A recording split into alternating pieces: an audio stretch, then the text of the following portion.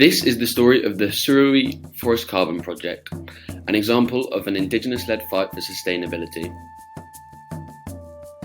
The Suruí Paita are an indigenous people who live in the state of Rondônia, Brazil.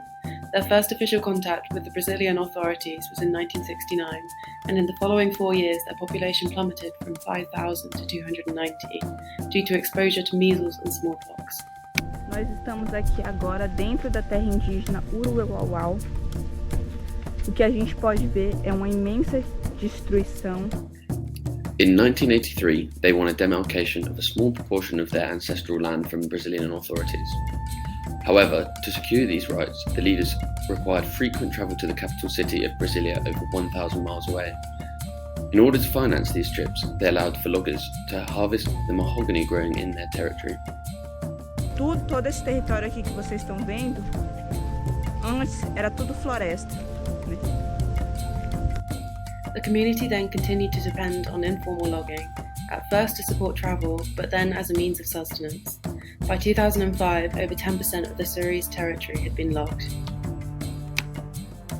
When several clan chiefs began exploring the potential for other extractive activities, primarily the mining of diamonds and gold, the Suruí leaders concluded that extractive activities were not economically viable and environmentally destructive. Itabira, Enrique and Almir Suruí were the three serving chiefs during the formation of the Suruí Forest Carbon Project. Almir developed the life plan for the Paita people. Life plans focus on ways of developing a sustainable indigenous economy by reviving dead and dying traditions. Almir convinced 14 out of 18 Suruí chiefs to agree to suspend logging on their lands until the mapping process was over. This put a bounty on Almir's head from the logging companies who had previously assassinated other chiefs and indigenous rights campaigners.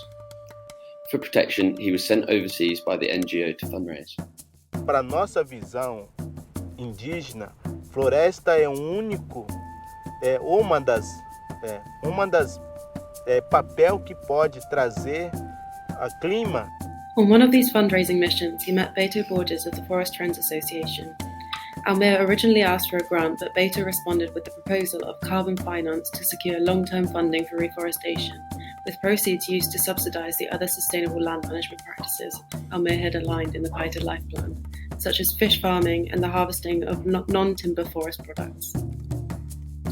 The partners drafted a plan for executing the project, with all the funds from the purchased carbon credits to be managed in a separate account that clans submit sustainable project proposals for approval in order for access. Almir presented the proposal to the Forum of the Clans and it was overwhelmingly approved. In June of 2009, all of the acting chiefs signed a cooperation agreement launching an extensive process of education and engagement to ensure the free, prior and informed consent of all the Paita people. It involved visits to all 26 villages with a series of educational seminars being hosted. Buses were made available to bring people from isolated villages to the meetings.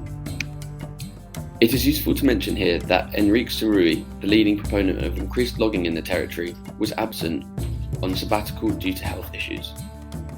Globally, there had been a lack of demand for carbon credits, largely because the United Nations Framework Convention on Climate Change had not come to a global binding agreement on the specificities of carbon credits as to how they should be implemented.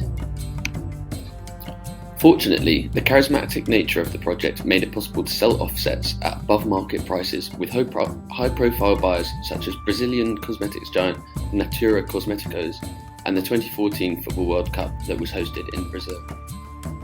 The return of Enrique Suruí from his sabbatical undermined the moratorium period of the logging by returning the practice to the area. A lack of clarity around the jurisdiction of the land meant that help from the relevant government bodies was slow to come by, with the authorities unable to stop the logging. Between 2016 and 2017, deforestation accelerated as Paita members who colluded with miners used the resulting income to purchase cattle and clear forests for pasture lands within the indigenous territory.